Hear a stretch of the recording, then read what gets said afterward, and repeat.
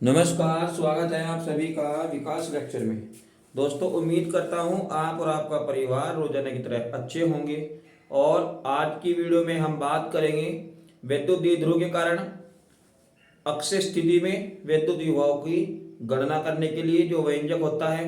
और सबसे पहले आप देख लीजिएगा ये क्वेश्चन किस तरह से एग्जाम में पूछा जाता है। मैं यहाँ पर इसका क्वेश्चन लिख देता हूँ। तो देखिए क्वेश्चन ऐसे पूछा जाता है, ठीक है।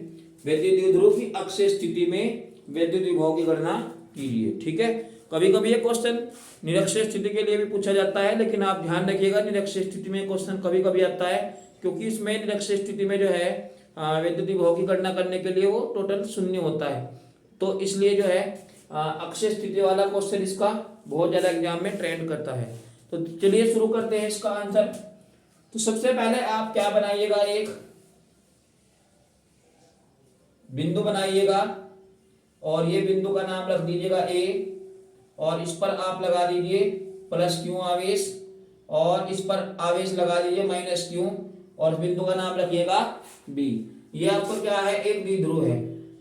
ये आपने बनाया एक द्विध्रुव, और इसके मध्य बिंदु है ओ, ठीक है। और ये बात आप बहुत अच्छे से जानते हैं कि एक मध्य बिंदु है, इसको आप ओ लिख सकते हो।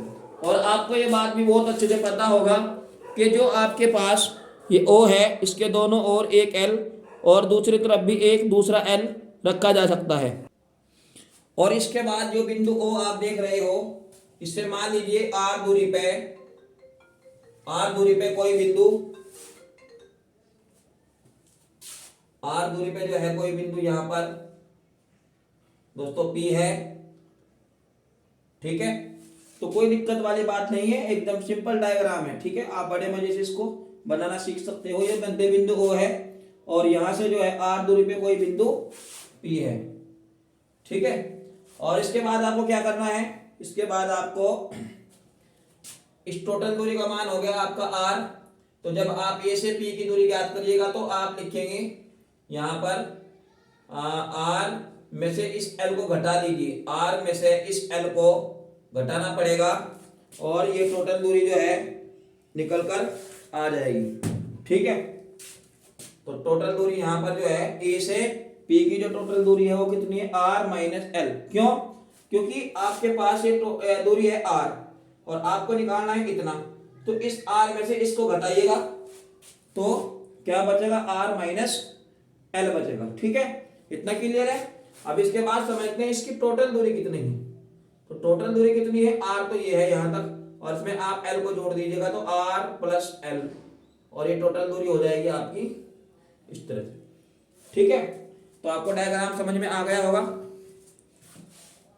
और अब आपको कोई दिक्कत नहीं है, डायग्राम ही इसका मेन है। और अगर आप लिखना चाह रहे हो तो आप ऐसे लिख सकते हो कि माना एक द्विध्रुव ए बी, माना एक द्विध्रुव ए बी, ठीक है, इस पर प्लस क्यू तथा माइनस क्यू आवेश स्थित है, इसके मध्य बिंदु ओ है, ठीक है।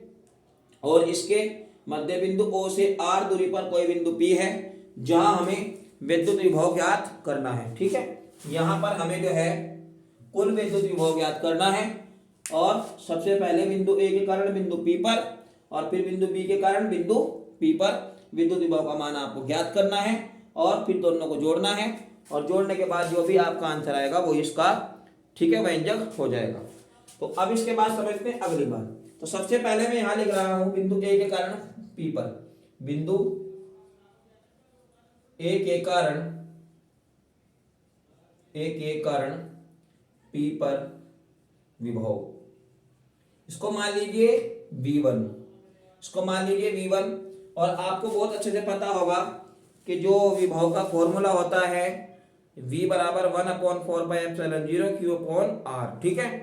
लेकिन फिलहाल हमारे पास जो डिस्टेंस है A से P की जो डिस्टेंस है वो है R माइनस एल। तो उसका फॉर्मूला लगाइए, V1 बराबर 1/4πε0 Q/R माइनस एल, ठीक है। तो कोई दिक्कत नहीं है, R माइनस एल। जब आप इसका पूरे का मान निकालेगा यहां से B से लेके P के लिए, तो आप रखोगे R प्लस एल, ठीक है। और ये है बात नंबर 1। तो ये बात नंबर 1 हो जाएगी। और अगर आप इसकी दिशा के बारे में भी लिखना चाहते हो तो दिशा आप लिख सकते हो ए से पी की ओर। तो ए से पी की ओर इसकी जो दिशा है वो आप यहाँ पर दिखा सकते हो। तो फिलहाल आपको यहाँ तक जो है समझ में आ गया होगा। अब चलते हैं इसके आगे। बिंदु बी के कारण, बिंदु बी के कारण पी पर विभव। जैसे आपने ए के कारण पी पर विभव लिखा तो दूरी ये ली थी, और अभी आपके पास है बिंदु बी, तो बी से वहां पे निकालिएगा तो आर प्लस एल, ये टोटल मान आपको यहां रख देना है। कहाँ? यहां रख देना है।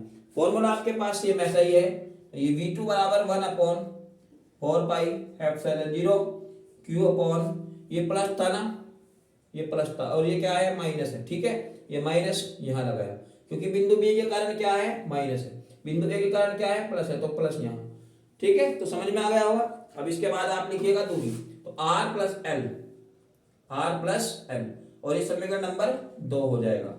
ठीक है, अगर आपसे कोई कहे कि इसकी जो दिशा है इसके बारे में आप क्या बताएंगे, तो दिशा बताएंगे आप बी से पी की तरफ। ठीक है, तो ये दिशा इस तरह से आप लिख सकते हो। तो फिलहाल आपको यहां तक समझ में आ गया होगा।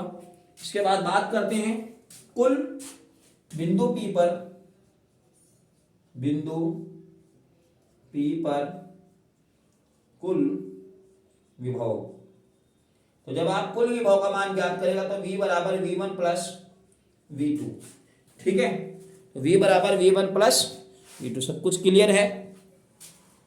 अब यहां पर चाहे तो आप लाइन खींच सकते हैं एक।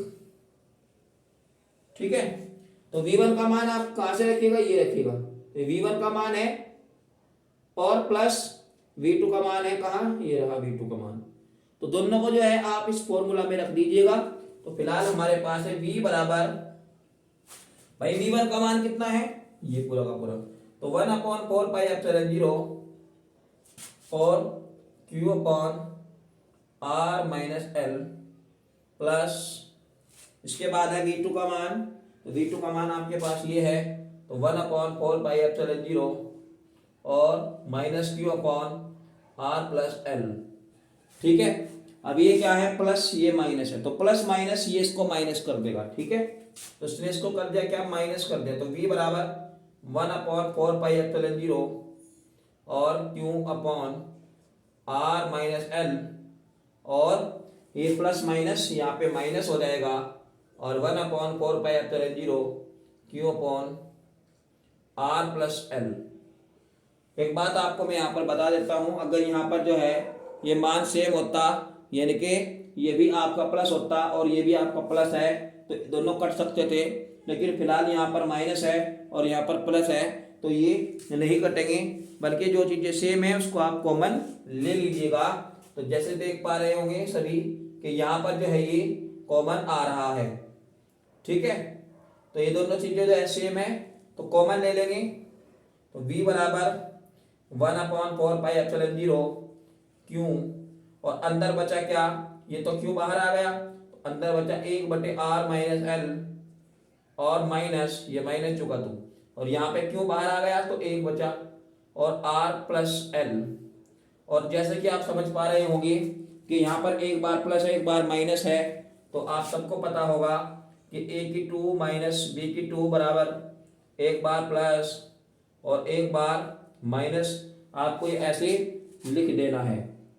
ठीक है, तो इतना यहाँ तक क्लियर है, कोई दिक्कत नहीं होनी चाहिए। ठीक है, अभी इसके बाद आप क्या करेगा? वर्ज गुणा करेंगे, लेकिन पहले आप एक बार इसको संयुक्त रूप से लिख सकते हो क्या कि V बराबर 1/4πε0 Q अपॉन, इस R की गुणा 1 में करिए। जब आप वर्ज गुणा करते हैं तो हमेशा पहले इस साइड की गुणा वहां पर करते हैं, फिर यहाँ जो भी चिन्ह है उसको लगाते हैं, और फिर इसकी गुणा इस साइड में करते हैं। ठीक है, तो बस आपको यही करना है जैसे कि आप गणित में करते हो। तो R की गुणा 1 में करिए R।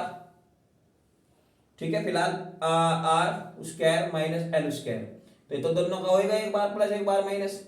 अब वर्ज गुणा करेंगे तो R की गुणा 1 में करिए R एकम R प्लस एल एकम एल माइनस, अब ब्रैकेट लगा दीजिएगा, ब्रैकेट लगा दीजिएगा। क्यों? क्योंकि जब आपका माइनस आ जाता है तो पहले माइनस से पहले जो है ब्रैकेट लगाएंगे, क्योंकि माइनस की गुणा फिर होगी तो इसका चिन्ह बदल जाएगा। ठीक है, इसका जो है चिन्ह बदल जाएगा।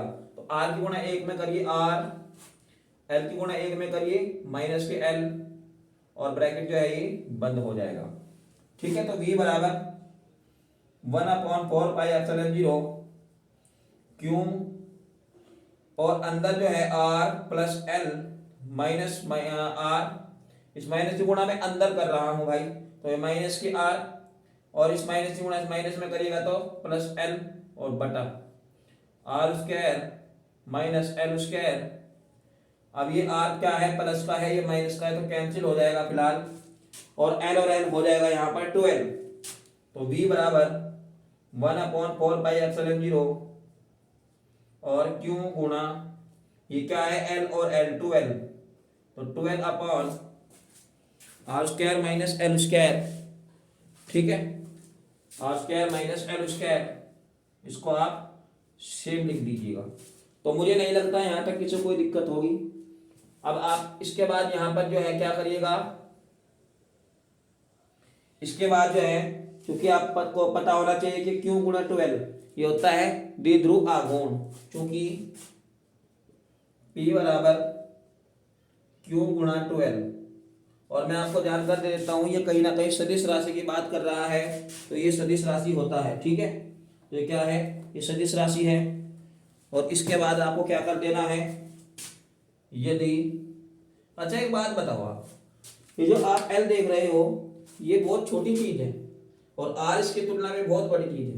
यदि एक चीज बहुत ज्यादा बड़ी हो और एक चीज बहुत ज्यादा छोटी हो, तो एक चीज को आप नगण्य मान सकते हो, तो इसको जो है आप नगण्य मान लीजिए और इसको ही केवल रखिएगा। तो यहाँ पर जो L है ये क्या हो जाएगा, ये नगण्य हो जाएगा। क्या, इस तरह से आप रख सकते हो। यदि R का मान बहुत बड़ा हो L की तुलना में, तब आप क्या सकते हो, तब L क्या कर सकते हो, आप नगण्य रख सकते हो। ये हमने यहाँ पर नगण्य कर दिया, तो नगण्य का मतलब है कि यहाँ पर है ही नहीं। ठीक है, मतलब ये यहाँ पर है ही नहीं, तो क्या हो जाएगा, तो v बराबर हो जाएगा क्या, 1/4πε0 और q गुणा 12 ये क्या है, ये आपका p हो जाएगा, और अपॉन आर स्क्वायर माइनस 0 का स्क्वायर। ठीक है, तो v बराबर 1/4πε0 और p अपॉन आर स्क्वायर। ठीक है, यही फॉर्मूला जो है आपको निकालना था, ये वोल्ट हो जाएगा। और यदि पदार्थ का परावैद्युतांक K हो, यदि पदार्थ का परावैद्युतांक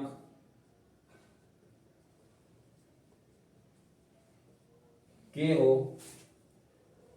तब कर सकते हो v बराबर 1/4πε0 K और p upon R square volt. ठीक है, तो उम्मीद करता हूं आपको ये व्यंजक बहुत अच्छे से समझ में आ गया होगा। ठीक है, और हमने बहुत ही शॉर्ट तरीके से इसको जो है कराने की कोशिश की है। मैं एक बार सुपर फास्ट तरीके से जो है आपको फिर से समझा देता हूं, जरा देखिएगा दोस्तों। सबसे पहले हमारे पास एक द्विध्रुव है। द्विध्रुव का आपको बहुत अच्छे से पता होना चाहिए कि जिसके दो सिरे हो, जिसके दो ध्रुव हो, उसको द्विध्रुव कहते हैं। तो यहाँ एक बिंदु O है और इसके एक साइड की दूरी L और दूसरी साइड की दूरी क्या है, दूसरी भी L है। क्योंकि आपको पता होगा जो द्विध्रुव होता है वो कहीं ना कहीं 12 होता है। ठीक है, और बिंदु O से R दूरी पर जो है कोई बिंदु P है जहां हमें विद्युत विभव की गणना करनी है। ठीक है, सब कुछ चित्र में शो है। और इसके बाद आपने क्या करा, ये आपके पास दूरी R थी और आपको निकालना था इसका मान A से P का मान। तो आपने क्या करा, आपने जो है R में से L को माइनस कर दिया, तो ये आपके पास दूरी आ जाएगी। ठीक है, इसके बाद जब आप B से P की दूरी ज्ञात करिएगा तो R में जो है L जोड़ दीजिएगा, तो ये आ जाएगी R प्लस L, टोटल दूरी का मान आ जाएगा। ठीक है, इतना क्लियर है। अब समझते हैं आगे की बात। सबसे पहले हमने क्या करा कि बिंदु ए के कारण जो है, बिंदु ए के कारण बिंदु P पे कैसे निकाल लेंगे, बिंदु ए के कारण बिंदु P पर विभव। तो V1 बराबर 1/4πε0 और Q upon R minus L, क्योंकि ये क्या है, ये प्लस है, तो प्लस में Q आप यहाँ पर रख दीजिएगा। इसके बाद क्या करिएगा कि R माइनस L ये यहाँ रखा। दोस्तों अगर आपको जो है इसकी दिशा भी निकालनी हो तो दिशा के लिए आप ए से पी की तरफ जो है दिखा सकते हो।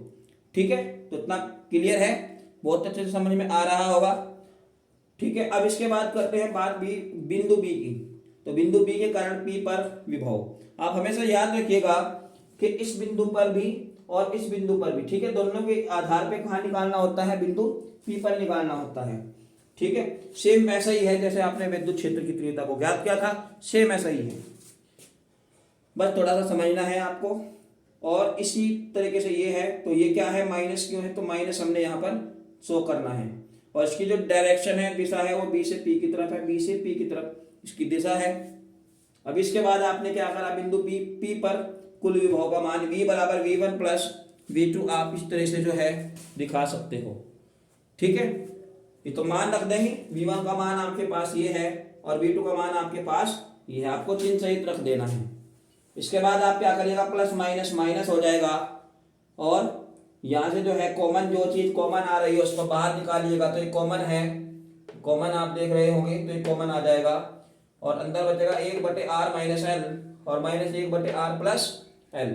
चूंकि आपके पास एक बार ये प्लस एक बार माइनस है, तो a की 2 माइनस b की 2 और एक बार a प्लस b और a माइनस b, इसका फॉर्मूला आप यहाँ पर दिखा सकते हो। ठीक है, तो ये यहाँ पर मैंने ऐसा कर दिया। ठीक है, अब इसके बाद जो है r की गुणा 1 में करिएगा r और l में करिएगा 1 की गुणा l, ये माइनस आपका जो का तो है, r की गुणा 1 में करिएगा तो माइनस के r और l की गुणा 1 में करिएगा तो माइनस के l। अभी माइनस माइनस ये क्या हो जाएगा, माइनस माइनस ये प्लस हो जाएगा, लेकिन ये माइनस का ये प्लस का तो खत्म हो जाएगा और एल और एल कितना है, 12 हो जाएगा, तो क्यू गुणा 12, और ये तो आप समझ पा रहे होंगे। और आपको ये बात बहुत अच्छे से पता है कि जो आपका द्विध्रुव आघूर्ण होता है वो क्या होता है, क्यू गुणा 12 होता है, तो पी की क्यू गुणा 12 की जगह आप रख सकते हो पी। ठीक है, यदि आर का मान बहुत बड़ा हो एल की तुलना में, तो दोस्तों आप एल को जो है नगण्य मान सकते हो। नगण्य का मतलब आप इसको जीरो मान सकते हो, तो जीरो आप इसको रख देंगे और जीरो का स्क्वायर करिएगा तो जीरो, और आर स्क्वायर में से जीरो घटाइएगा तो फिर भी क्या आ जाएगा, आर स्क्वायर आ जाएगा।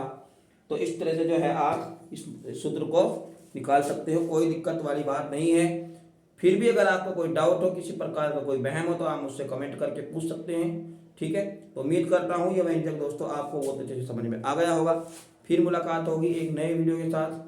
ठीक है, तब तक आप हंसते रहिए, मुस्कुराते रहिए और अपनी पढ़ाई जो है जबरदस्त तरीके से करते रहिए। Okay, bye.